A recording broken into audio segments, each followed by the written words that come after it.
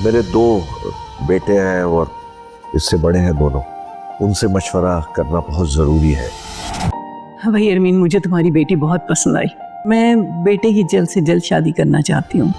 निम्रा शादी नहीं करना चाहती वहाँ जहाँ आंटी चाह रही हैं, तो आंटी को ऐसा नहीं करना चाहिए ना उसके साथ। उसको सपोर्ट की ज़रूरत है आपकी। निम्रा के कितने अरमान हैं, आंटी तो अपनी मर्जी थोप रही हैं उस पर। बाबा, मैं रेहान से शादी नहीं करना चाहती। तुम्हें रेहान से शादी पर कोई एतराज़ तो नहीं है? इसे भला क्या एतराज़ होगा? FIR कटवा दी, अब पुलिस तहकीकात करेगी तो पता चलेगा कि किसने दुश्मनी निकाली है हमसे। तुम उसे साफ मना कर दो, तुम उसके साथ नहीं जाओगी। कह रहा था कल लेने आएगा, तैयार रहना। What?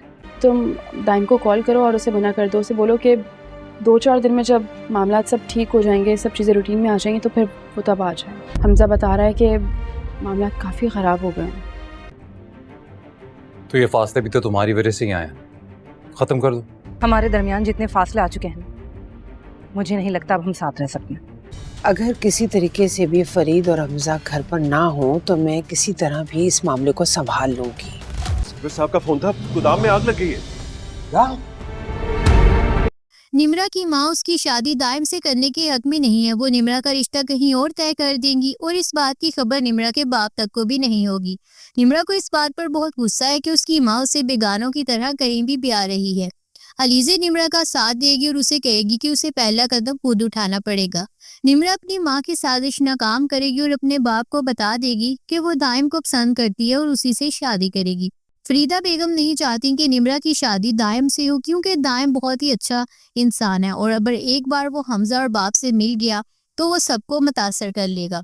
इसलिए वो एक बहुत बड़ा खेल खेलेगी और अपने ही गोदाम में आग लगवा देगी। उसका इरादा है कि इस परेशानी की वजह से हमजा और उसका शौहर फैक्ट्री में भाग जाएंगे और वो निम्रा का रिश्ता पक्का भी नहीं कर सकेंगे। लेकिन सच्चाई ज्यादा देर तक नहीं छुपेगी और फरीदा बेगम बहुत जल्द पकड़ी जाएंगी। अरीशा घर वापस आने के लिए राजी हो जाएगी, लेकिन उसकी माँ बीच में रुकावट बन जाएगी और उसे सिकंदर के साथ जाने नहीं देगी। सिकंदर और अरीशा के ताल्लुक में भी फासले आ चुके हैं।